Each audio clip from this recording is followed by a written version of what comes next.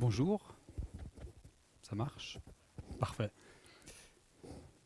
Merci pour cette invitation. Euh, comme l'a dit Fabien, je travaille au musée de l'Élysée à Lausanne depuis un certain nombre d'années et je m'occupe plus particulièrement des affaires des projets numériques. C'est un peu un terme valise, mais en même temps, quand on parle de patrimoine et de numérique, c'est comme pour tout le reste de la société un enjeu capital.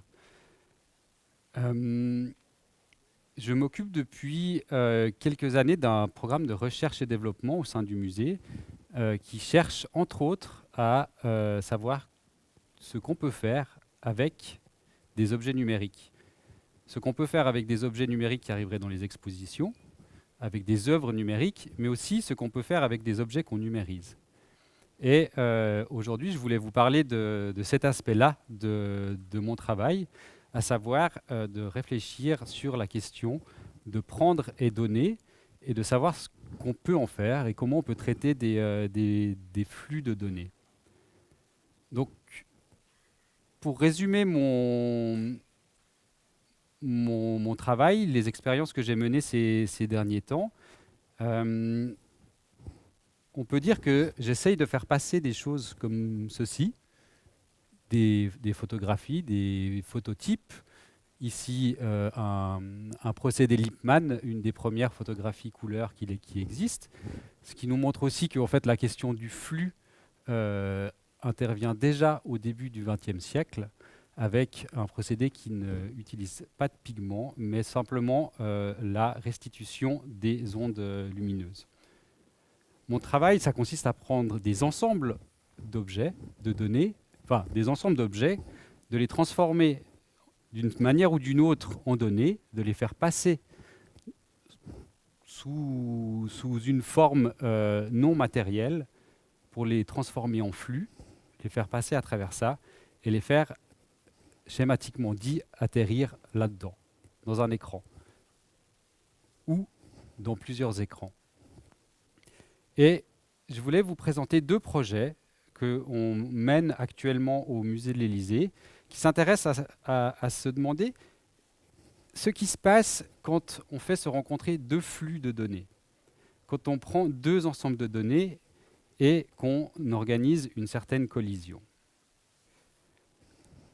Le premier projet s'appelle LCD. C'est un projet qu'on a lancé l'année passée avec un studio de, de designers d'interaction, artistes qui sont à la limite de l'art et du design interactif, autour de savoir comment est-ce qu'on peut restituer des grands ensembles de données patrimoniales pour le public. Je ne sais pas si vous êtes au courant, peut-être que vous allez l'apprendre aujourd'hui, mais le musée de l'Élysée va déménager d'ici quelques mois, fin 2021, pour rejoindre un grand complexe muséal à Lausanne qui regroupera trois institutions, le musée de l'Élysée, donc photographie, le musée de design et le musée des beaux-arts. Et en prévision de ce déménagement, on s'est demandé comment est-ce qu'on pouvait faire dialoguer nos collections entre nous. Ce sera facile quand on aura chacun notre bâtiment d'organiser des expositions, mais en préfiguration, que peut-on faire? Et on s'est dit que peut-être une des premières manières de faire dialoguer nos collections, c'était de les transformer en une sorte de amas de données, de les normaliser à partir de la couleur, pour voir ensuite comment est-ce qu'on pourrait naviguer dans cette couleur. Ce qu'on a fait, c'est qu'on a pris plusieurs milliers d'objets des collections de design et de photographie. On rajoutera les beaux-arts dans le futur. On les a passés dans un certain nombre de logiciels qui traitent en fait la question de la couleur au niveau du pixel. Pour chaque image, pour chaque reproduction d'un objet dans les collections, on a attribué une signature sous cette forme de nuancier. Ce qui veut dire qu'on a déterminé les couleurs dominantes et que dans ces couleurs dominantes, on a choisi ensuite une couleur principale. Cette technique du pixel sorting, pour vous montrer un petit peu à quoi ça peut ressembler, c'est simplement un système qui vous permet en fait de faire dialoguer toutes les images entre elles à partir de leur signature de couleur. Pour restituer ça, parce que le problème des données, c'est aussi souvent qu'on reste un peu cantonné à l'écran. Pour restituer ceci, on a décidé de créer une installation. Et cette installation, elle se compose d'une projection sur un mur, de 2 écrans et d'un cercle chromatique, qui est en fait une lampe, que vous pouvez piloter. On a pris toutes les images transformées en un nuancier, on les a placées sur une carte. Cette carte représente en fait l'ensemble des objets qui ont été passés dans le système. Sur l'axe des X, vous avez le spectre de couleurs, et sur l'axe des Y, la question de la saturation. Parce qu'effectivement, quand vous traitez de photographie et de couleurs, vous ne pouvez pas évacuer le noir-blanc. On a placé ensuite cette grille, on l'a projetée sur le mur. Et quand vous êtes au centre, vous pouvez simplement vous balader dans cette grille. Vous pouvez, à l'aide de 2 boutons, passer dans le spectre de couleurs et monter ou descendre dans la saturation. Ça va vous permettre en fait simplement de vous déplacer dans la grille, ou plutôt de déplacer la grille autour de vous. Et pour chaque point, le système va vous retourner sur les 2 écrans les 2 objets qui sont le plus proches de la couleur que vous avez choisie.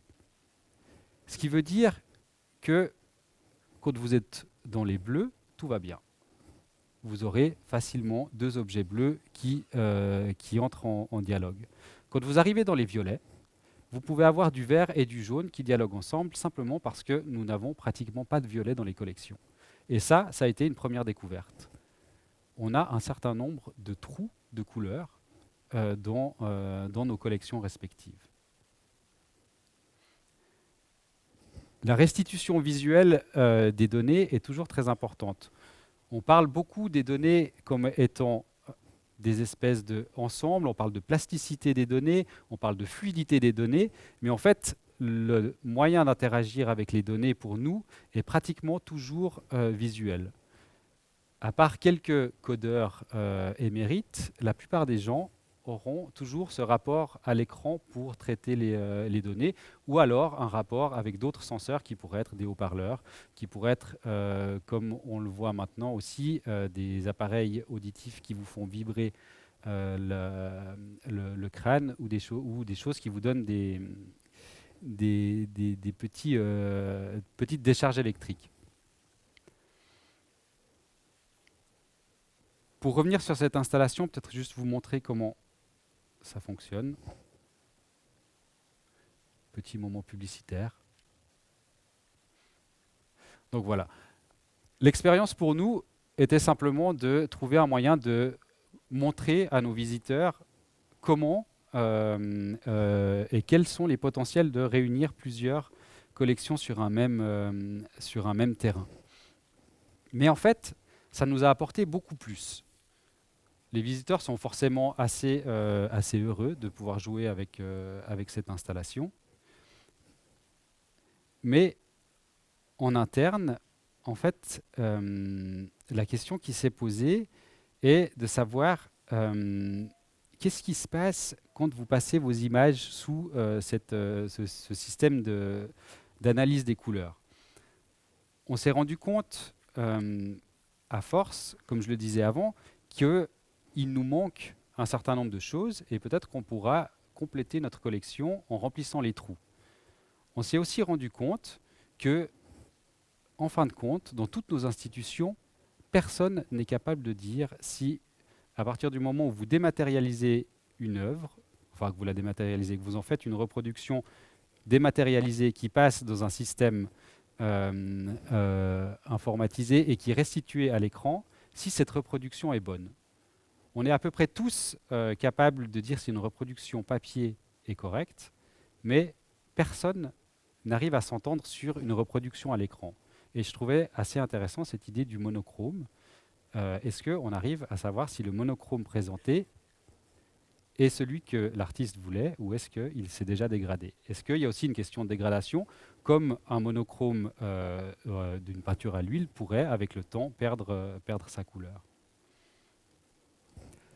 Ce projet a aussi permis de se rendre compte que quand on crée des installations comme celle-ci, on utilise beaucoup de codes qui sont impermanents. Je veux dire par là que dans 10 ans, si cette installation doit être remontée quelque part, il y a fort à parier qu'on soit obligé de tout reprendre à zéro pour la faire fonctionner. Ce qui veut dire que les artistes avec qui on a travaillé vont devoir revenir. Ou alors qu'il va falloir trouver un moyen de préserver ces appareils. Et c'est un autre champ du monde des musées actuels, c'est de savoir comment est-ce qu'on préserve des appareils électroniques. Un ordinateur, dans 10 ans, vous pourrez peut-être le faire refonctionner. Ce qui vous manquera, c'est le câble USB. Je vais vous présenter maintenant un deuxième projet, qui est un projet en cours aussi au musée de l'Élysée, qui est un projet qu'on a initié avec NIR, qui est l'association des photographes contemporains suisses. On s'est demandé avec cette association comment est-ce qu'on pouvait trouver un moyen de faire dialoguer l'ensemble des photographies comprises dans leur collection avec la collection du musée de l'Élysée. Et comment est-ce qu'on pouvait créer une sorte de jeu entre ces deux ensembles de photographies, de jeu automatique. On a travaillé avec un développeur qui s'appelle Gaël Hugo, qui nous a proposé d'utiliser les systèmes de classification d'images. Je ne sais pas si vous connaissez comment fonctionnent ces systèmes. C'est simplement un système qui va décrire visuellement, enfin décrire ce qui est les caractéristiques visuelles de chaque image. Donc, de nouveau, on a pris un certain millier d'images qu'on a fait passer dans un système de deep learning pour résumer les choses dans une sorte d'intelligence artificielle. Je ne vais pas rentrer dans la définition du deep learning. L'idée étant que ces systèmes de classification vont prendre les images, par hypothèse définir ce qui se trouve dans l'image. Est-ce qu'on voit un chien, un chat, une banane, faire un certain nombre d'hypothèses et vous retourner des mots-clés. Pour chaque image, on assigne une dizaine de mots-clés et on reconstitue une base de données à partir de ceci. Ensuite, on va utiliser ces mots-clés pour créer des intersections entre les deux bases de données. Jusque-là, rien de très complexe, en fin de compte. C'est à peu près la même chose que lorsque vous tapez sur Google un mot-clé dans Google Images. On a poussé le vice, étant donné qu'on est dans une installation pour le public, où on a proposé au public de soumettre ses propres photos. Et ça va être le point d'entrée pour faire fonctionner le système. C'est-à-dire que vous pouvez soumettre une image qui va passer dans ce système de classification et qui va vous retourner à l'écran, enfin sur les écrans, jusqu'à 26 images correspondant à l'image soumise. Qu'est-ce qui est intéressant dans ce processus-là? C'est qu'en fait, on a une fluidité quasi totale. Quand je dis quasi totale, je veux dire que les images, d'une fois à l'autre, apparaîtront sous une autre forme, ou sous une autre taille plutôt. Une fois, elles seront sur un écran de la taille d'une feuille A4, une autre fois sur un écran de la taille d'une carte de crédit, une autre fois sur un écran d'une taille intermédiaire, et en principe, les images apparaissent toujours sur un écran différent. Toutes les 30 secondes, l'affichage change. Quand on n'a pas de visiteurs qui soumettent une image, le système est autonome et va puiser lui-même un mot-clé. Et qu'est-ce qu'on va faire avec toutes ces collisions? Eh bien, pendant les 3 prochains mois, on va simplement les enregistrer. On va enregistrer la position de chaque image on va enregistrer la position de chaque mot-clé, on va enregistrer les liens entre chacune des images pour voir ce que ça peut ensuite nous révéler sur nos deux collections. Peut-être qu'on n'apprendra pas grand-chose, peut-être que ce sera simplement un geste visuel, ou peut-être qu'on découvrira des nouvelles relations entre des photographes contemporains et des photographes moins contemporains contenus dans la base de données du musée de l'Élysée. Ce dispositif nous permet aussi de traiter cette question des flux automatisés et de savoir est-ce que, en fin de compte, ces flux automatisés qui sont basés sur des mots-clés définis automatiquement par un système sont vraiment différents des flux de mots-clés qu'on aurait pu générer à la main. Le travail d'un certain nombre de mes collègues consiste à documenter les images et à décrire ce qu'on voit à l'image. Alors, pour nous, c'est aussi une manière de tester ces systèmes de classification, de voir si ça pourrait aider un musée ou pas. Mais c'est aussi une manière de questionner ce système-là et de voir comment est-ce qu'un système automatique a peut-être une autre perception de l'image que la nôtre. Pour vous raconter une anecdote, l'image que tout le monde a envie de soumettre au système, c'est une photo de son chat, étrangement, ou une photo d'un chien. Et le plus souvent, le système retourne le terme carnivore, et non pas chat ni chien. Alors je ne sais pas si vous auriez pensé à carnivore. Au début, je me disais, mais le système est un peu stupide. Carnivore, c'est pas un chat et un chien. Et en fin de compte, peut-être que cette interprétation vient de l'ensemble des autres mots-clés qui sont disponibles et de l'ensemble de toutes des autres images qui sont disponibles autour et qui vont donner une pondération à ce terme carnivore, une importance à ce terme. Peut-être qu'en fin de compte, cette notion de carnivore est plus importante en termes de statistiques que la forme du chat ou du chien. Alors, d'où viennent ces deux projets? Ces deux projets viennent d'un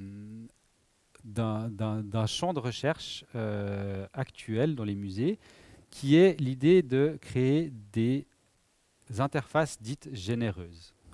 Les interfaces généreuses ont été thématisées, entre autres, par Mitchell Whitelaw, pour, en fait, et en réaction aux bases de données patrimoniales qui sont le plus austères possible. Une base de données patrimoniale, en général, ça ressemble à un vieux système Access qui est très très lent, dans lequel vous entrez un mot-clé ou alors un nom d'auteur, éventuellement une date, peut-être une période, une thématique, et qui vous retourne une série de résultats longues comme un jour sans pain. Et en fait, dans les musées, on est confronté à la numérisation. La numérisation des collections, c'est le grand trend depuis une dizaine d'années. Tout le monde se dit qu'en fait, plus on numérisera nos collections, plus on les documentera, plus on pourra les rendre pérennes, et plus elles seront sauvées, et plus elles seront accessibles. Et c'est sur ce terme accessible, en fait, qu'on se plante à chaque fois. En fait, numériser les collections, ça ne les rend pas du tout accessibles. Ça pourrait les rendre accessibles, mais on a oublié que de passer de la prise de vue à des données stockées ne constituait pas un terme d'accessibilité pour nos visiteurs, pour les chercheurs. Souvent par faute de moyens ou par faute de créativité ou d'imagination, les musées se bornent à vous livrer une base de données qui est relativement sèche. Et ce que Whitelaw théorise dans ce terme d'interface généreuse, c'est un système qui nous permet de rendre compte d'un ensemble de données riches, c'est-à-dire enrichies avec un certain nombre de métadonnées contextuelles sur la vie de l'artiste, sur le contexte de production, mais de créer aussi un ensemble de données qui est navigable. Et ce terme de navigable est toujours important. On en revient à la fluidité des données. Les données, c'est un peu quelque chose qui est insaisissable, mais qui en même temps peuvent être comparés à une sorte de pâte à modeler. Vous pouvez leur donner plein de formes différentes.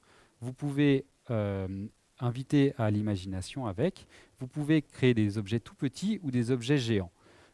Et c'est ça en fait que les interfaces généreuses devraient, à mon sens, permettre, c'est de donner un contexte et de favoriser en fait l'orientation dans cet ensemble de données.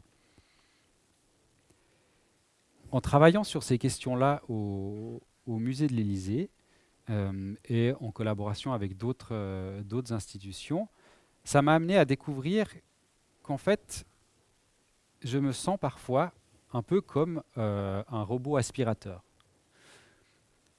Je ne sais pas si vous avez déjà entendu les questions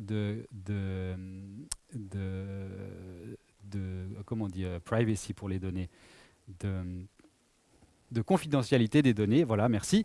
On s'est rendu compte que les robots aspirateurs qui aspirent tout seuls dans votre appartement, qui se prennent le mur, les meubles, la porte, en fin de compte, tissent et dessinent une carte de votre appartement. Et qu'ensuite, cette carte est partagée avec le fabricant. On pourrait imaginer plein de choses.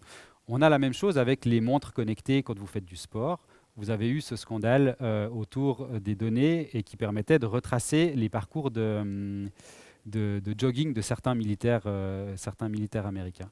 Et en fait, à force de travailler sur les données, à force de créer des nouvelles manières de montrer les données de musée, je me rends compte qu'on tisse une carte à partir de l'intérieur. C'est-à-dire qu'on part des relations entre les images. Je vais juste vous mettre une chose que j'avais oublié de présenter. Ça, c'est l'affichage toutes les 30 secondes du programme Artificial Intersections. Et en fait, quand je vous disais qu'on enregistre et qu'on tisse, qu'on dessine une nouvelle cartographie à chaque fois, c'est simplement que pour chacune des images, on va enregistrer quel est son voisin au temps t. Et au second temps t, on va enregistrer un nouvel état de l'image et des nouveaux voisins. Et au fur et à mesure, on va se construire un espèce de panorama autour de l'image, une sorte de vision à 360 degrés, ou, comme je le disais avant, une nouvelle carte dessinée par un robot. Dans le cadre de ce projet-là, je ne sais pas exactement encore quelle forme va prendre la carte, mais dans le cadre du projet LCD, je commence déjà à voir quelle forme peut prendre la carte. Ici, c'est toutes les images qu'on a passées dans le système LCD qui ont été posées sur cette grille saturation versus spectre lumineux. Et vous voyez qu'on a des trous énormes. Et ces trous, peut-être qu'on va chercher à les combler, peut-être qu'on ne va pas les chercher à les combler. Ça, il appartiendra à mes collègues responsables des collections et des acquisitions de savoir si cette carte peut les intéresser. Mais pour moi, plus on va nourrir le système, plus je vais pouvoir compléter la carte. Et plus je vais compléter la carte, plus je vais créer des relations entre les objets. Et plus je vais créer des relations entre les objets, plus je vais créer des nouvelles collisions qui pourront interpeller mes visiteurs. Et c'est toujours ça qui m'intéresse en fin de compte, plutôt que de dire maintenant aux visiteurs vous avez vu une œuvre de Gertrude Fehr ou de Jan Gross, c'est de leur dire vous avez vu une œuvre qui se situe à tel point dans le spectre de couleurs. Et il y a une dernière chose que je voulais partager avec vous autour de cette question de la donnée et de la plasticité des données, c'est qu'en fin de compte, en réfléchissant un peu à cette présentation, je me suis demandé, est-ce que cette question des données qui changent de forme, qui deviennent fluides, moins fluides, qui s'arrêtent, qui se cristallisent dans un écran, qui ressortent sous une forme vibratoire, est-ce qu'en fin de compte, on ne devrait pas emprunter un certain nombre de modèles issus de la chimie pour y réfléchir? C'est une question à laquelle je n'ai pas de réponse. Merci Fabien. Merci.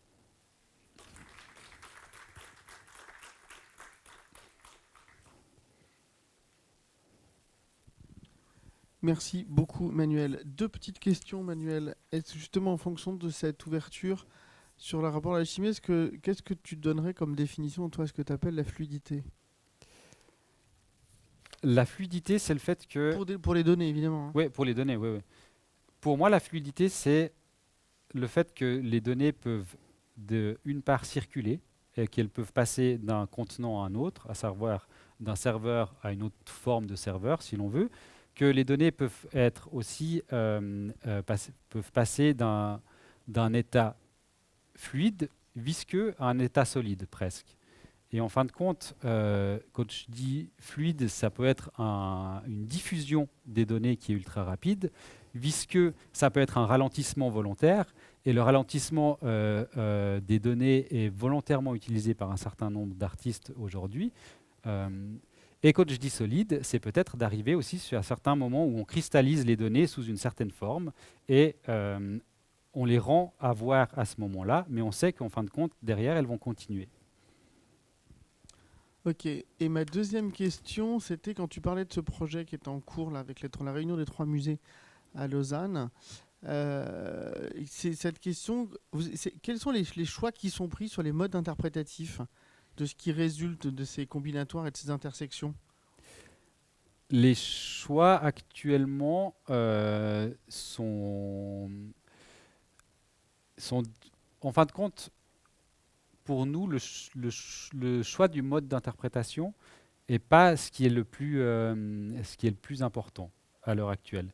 Ce qui était le plus important jusque-là, c'était de donner forme à cette navigation dans les données.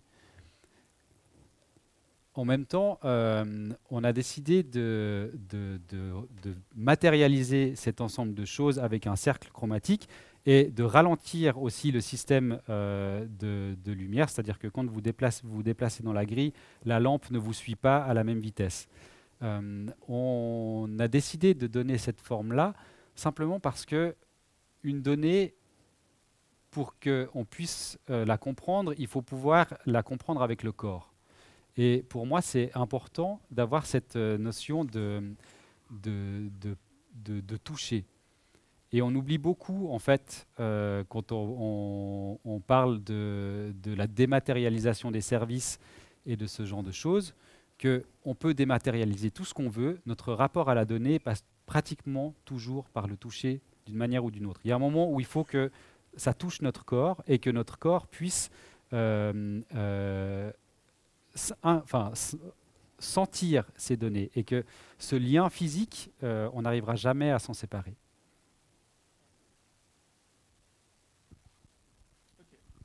Merci beaucoup, Manuel. Y a-t-il des questions?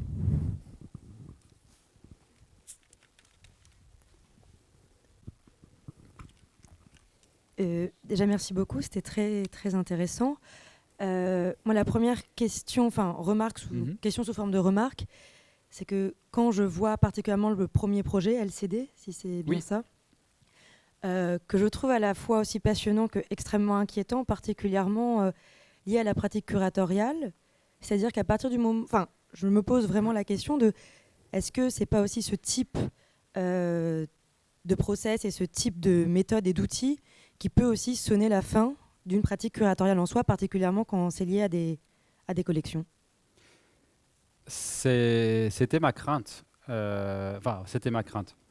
C'était la réaction que je pensais obtenir d'un certain nombre de mes collègues en faisant ce projet.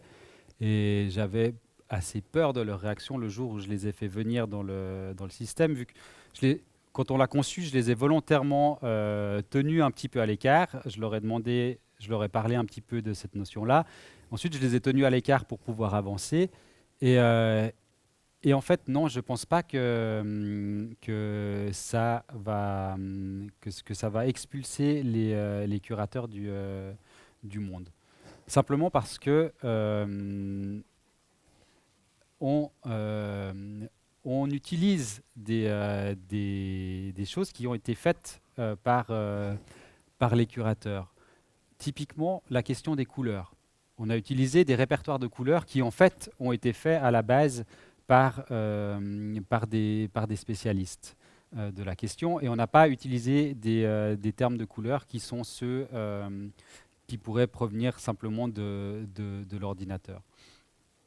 Et plutôt que de se sentir exclus de ce monde-là, mes collègues ont plutôt découvert un nouvel outil en se disant, bah, effectivement, il nous manque des choses dans les violets. Pourquoi est-ce qu'il nous manque des choses dans les violets?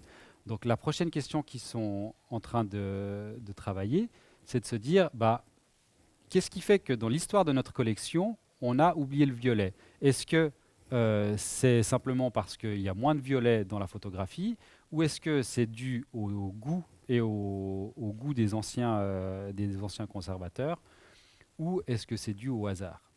Et en fin de compte, ça nous permet de recréer aussi une histoire de notre collection à travers un nouveau prisme. Ensuite, ce système permet aussi, et on verra s'ils l'utilisent, peut-être qu'ils ne l'utiliseront pas, mais de créer des liens entre deux objets.